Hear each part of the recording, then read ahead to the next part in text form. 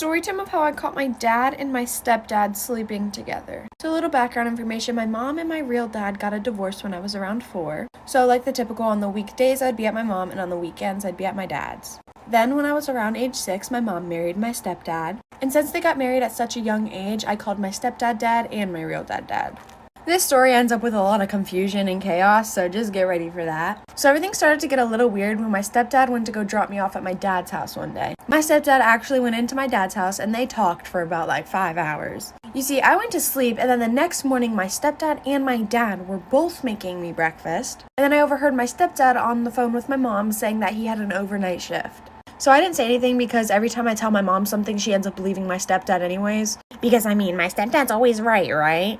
Anyways, the next time that he dropped me off, my stepdad ended up staying again.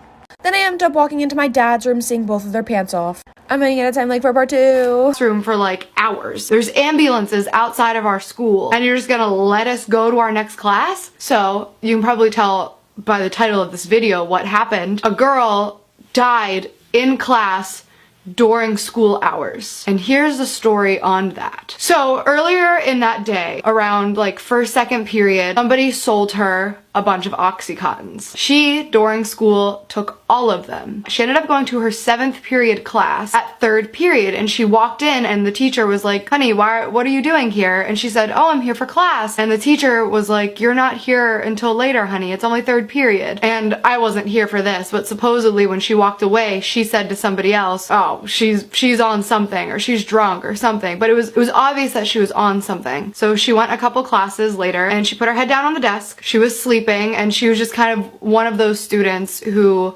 showed up late and slept in class. Obviously didn't show a ton of interest because we had never had a situation like this, and we had practiced so many drills, if there's a bomb, we all go to the band lot. If there's a tornado, we all go to the basement. If there's a fire, we take these exits on this side.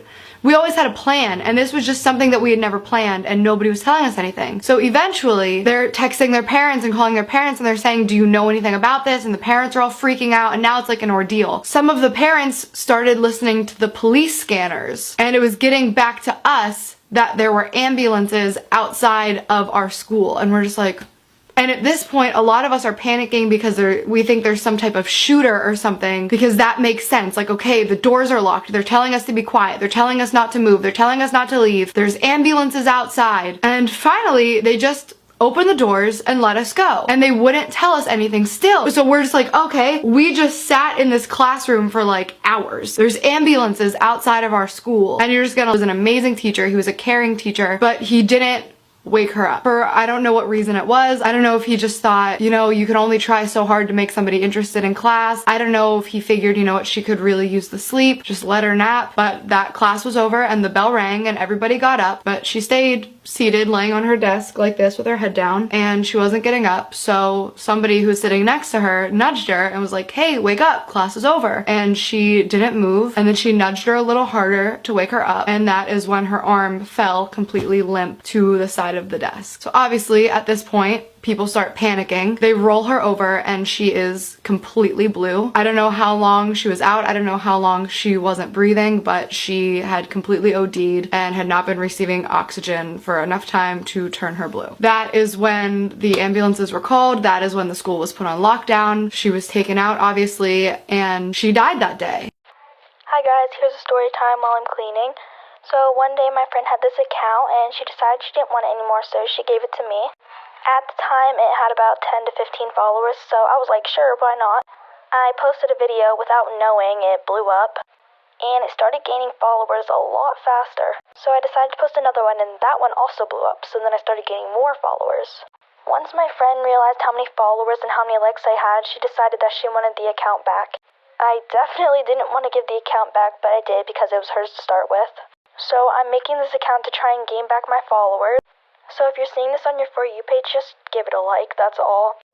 And if you wanted to follow me, this account's pretty much get ready with me and kind of aesthetic videos, And vlogs, daily vlogs, Okay, yeah. Bye guys. So one time when I was getting ready for bed, I was about to fall asleep. When I rolled over, I saw a man in the corner of my room. He was holding a knife, so I didn't know what to do, so I just decided to lay there and fake sleep. He started walking over to me and I could hear his boots on the floor. He came up to me and started smelling my hair and face.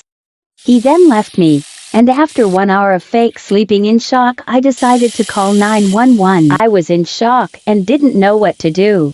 I didn't know I was being stalked or being used as sexual assault. I was very curious and didn't know what had happened.